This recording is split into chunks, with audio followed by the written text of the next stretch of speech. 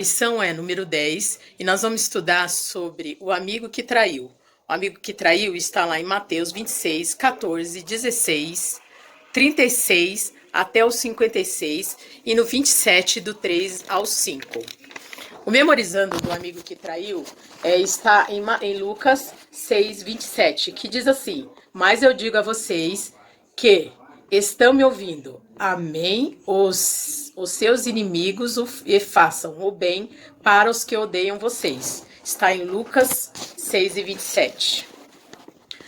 O amigo que traiu, nós vamos falar sobre o amigo que traiu. Esse amigo nós vamos descobrir no decorrer da lição, né?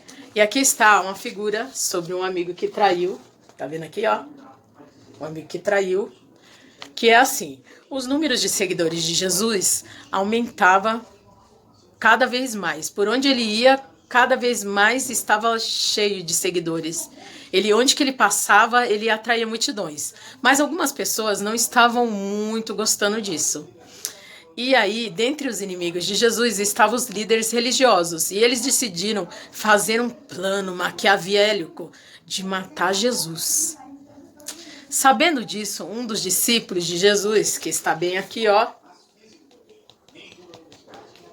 ofereceu para ajudar. Ofereceu para esses amigos, para esses religiosos, que ele iria ajudar eles a fazer algo por Jesus. Sabendo disso, né, ele resolveu ajudar, e este é o mesmo que criticou a Maria, quando Maria comprou aquele perfume caríssimo, juntou vários meses para comprar aquele perfume maravilhoso para passar nos pés de Jesus.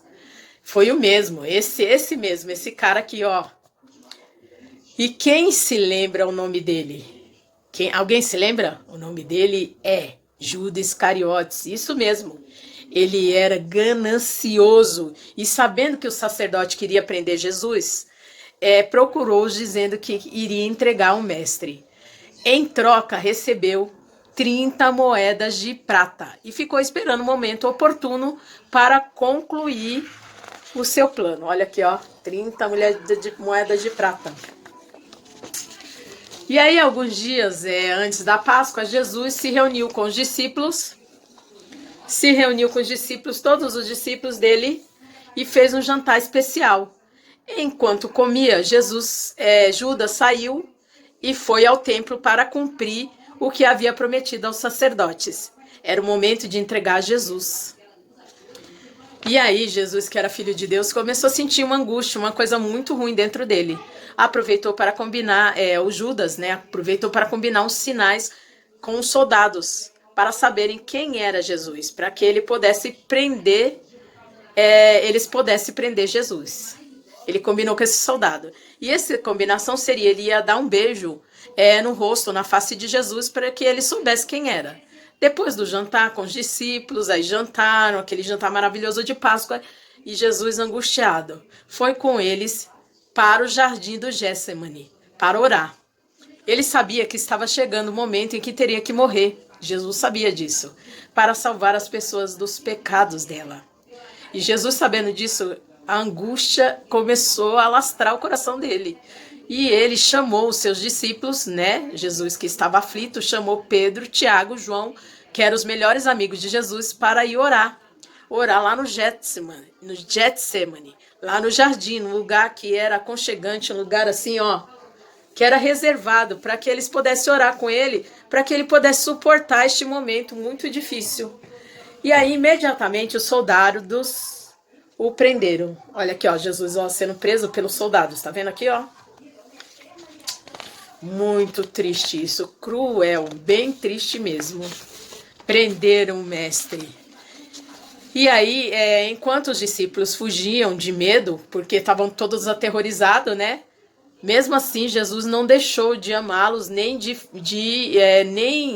os que fugiram, nem o que traiu ele. Ele não deixou de amar nenhum deles. E aí, quando Judas soube, no dia seguinte, que Jesus tinha sido julgado, tinha sido condenado, Jesus estava condenado à morte, bateu aquele arrependimento em Judas.